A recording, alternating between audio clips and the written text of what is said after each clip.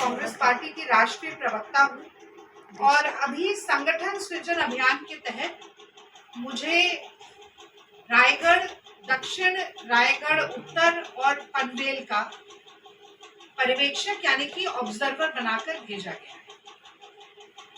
मैं आज इस महत्वपूर्ण प्रेस वार्ता में आए पनवेल के सभी मीडिया बंधुओं का स्वागत करती हूँ, अभिनंदन करती हूँ, इस्तकबाल करती हूँ और मैं अपनी बात आज रविंद्रनाथ ठाकुर की गीतांजलि की कुछ पंक्तियों से शुरू करना चाहती हूँ। तो रविंद्रनाथ ठाकुर ने लिखा कि वंसा विशेष के विगत चिन्ह जब मिट्टी में मिल जाते हैं, फिर उसी जगह नए भवन, नए सुमन, नए उपवन और नए सृजन हो जाते हैं। यानी कि अगर बहुत ही चुनौतीपूर्ण परिस्थिति हमारे सामने हो, अगर ऐसे नतीजे हमारे सामने आए जो बड़े निराशाजनक रहे हो, तो भी मेहनत करने से वहां पर बहुत अच्छे नतीजे निकल कर आ सकते हैं। और ये इसी सोच का विस्तार करते हुए, इसी विचार का विस्तार करते हुए कांग्रेस के अहमदाबाद के सेशन में ये सोचा गया, ये माना गया और ठाना गया देश के नेता प्रतिपक्ष राहुल गांधी जी के द्वारा और कांग्रेस पार्टी के राष्ट्रीय अध्यक्ष मल्लिकार्जुन खड़गे जी के द्वारा कि पूरे देश में संगठन का नवनिर्माण और पुनर्गठन किया जाएगा और एक अलग तरह से किया जाएगा।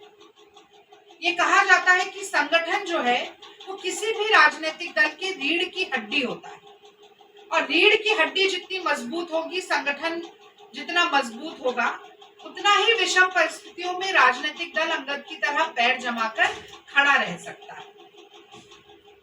तो हमने देश के हर राज्य के हर जिले में संगठन सृजन अभियान की शुरुआत की है। ये 7वां चरण चल रहा है। महाराष्ट्र में 27 मार्च से 19 अप्रैल तक संगठन सृजन अभियान चलेगा, जिसके तहत तमाम पर्यवेक्षक, और मैं तो राष्ट्रीय प्रवक्ता हूं, मैं आपको बताना चाहती हूं कि पर्यवेक्षक कांग्रेस वर्किंग कमेटी के सदस्य भी हैं। ऐसे पर्यवेक्षक हैं जो अभी सांसद हैं, जो पूर्व पीसीसी रहे, जो विधायक हैं, और सभी को एक जिला देकर भेजा गया है। ये इस काम की गंभीरता और इस काम के महत्व को दर्शाता है। तो महात्मा गांधी ने कहा था कि राजनीति का लक्ष्य होता है अंतिम व्यक्ति जो पंक्ति में खड़ा है उस तक पहुंचना, और सिर्फ पहुंचना ही नहीं, उस व्यक्ति के आंसू पोंछना, उस व्यक्ति के जीवन में सकारात्मक परिवर्तन लेकर आना। और गांधी के उस विचार को आज राहुल गांधी देश में आगे बढ़ाना चाहते हैं, कांग्रेस में आगे बढ़ाना चाहते हैं। इसीलिए उन्होंने कहा कि हम घर पर बैठकर काम नहीं करेंगे। और वो जो कहा जाता है ना, गांधी ये भी कहते थे, be the change you wish to see in the world. जो आप दुनिया में बदलाव, तब्दीली चाहते हैं, उसकी शुरुआत खुद से कीजिए। तो पहले राहुल गांधी जी ने स्वयं बीड़ा उठाया। मोदी जी घर पर बैठकर एयर कंडीशन कमरे में हर रविवार को अपने मन की बात कहते हैं। हमारा राष्ट्रगान है, उसमें कहा जाता है सबसे पहले 3 शब्द है जन गण मन, यानी कि सबसे पहले आता है जन, जनता जनार्दन, लोकतंत्र में सबसे महत्वपूर्ण। फिर आता है गण, यानी कि सारा महकमा जो है। फिर आता है मन, वो उल्टी गंगा बहाते हैं। पहले मन, अपने मन की थोपते रहते हैं लोगों के ऊपर, मन में ट्रैफिक है। राहुल गांधी जी ने कहा नहीं चलेगा, मैं लोगों के घर घर जाऊंगा, दर दर जाऊंगा, लोगों की नब्ज टटोलूंगा, उनके सुख दुख का साथी बनूंगा, उनके आंसू पोंछने का काम करूंगा। 4000 किलोमीटर राहुल गांधी चले, कन्याकुमारी को कश्मीर से मोहब्बत के फेविकोल से जोड़ने के लिए चले। और इसी सोच का विस्तार करते हुए उन्होंने कहा कि जो कांग्रेस के बड़े निर्णय हैं, प्रदेशों के बड़े निर्णय हैं, कौन जिला बनेगा, जिले की समिति कैसी होगी, ब्लॉक कैसा होगा, ब्लॉक की समिति क्या होगी, वो दिल्ली में बैठकर निर्णय नहीं होने वाले, वो बंद दरवाजों में, बंद कमरों में निर्णय नहीं होने वाले। उसके लिए वस्तु स्थिति जानने के लिए जमीन पर जाना पड़ेगा। पर्यवेक्षकों को जाकर सबसे पहले कांग्रेस के संघर्ष के साथियों से बात करनी पड़ेगी, उनके साथ रायशुमारी करनी पड़ेगी, उनके मन की बात सुनकर आना पड़ेगा।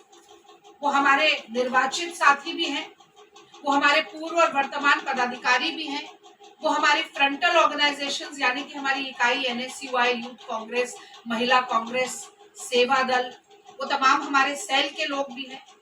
इसी के साथ साथ राहुल जी ने कहा कि वो अगर कोई पार्टी का मेंबर नहीं भी है, समाज में अच्छा काम करता है, वो भी हमसे मिलना चाहता है, कोई डॉक्टर है, कोई वकील है, कोई टीचर है, सोशल वर्कर है, तो उन सब की बात सुनकर फिर वस्तु स्थिति को जानकर हम निर्णय लेंगे।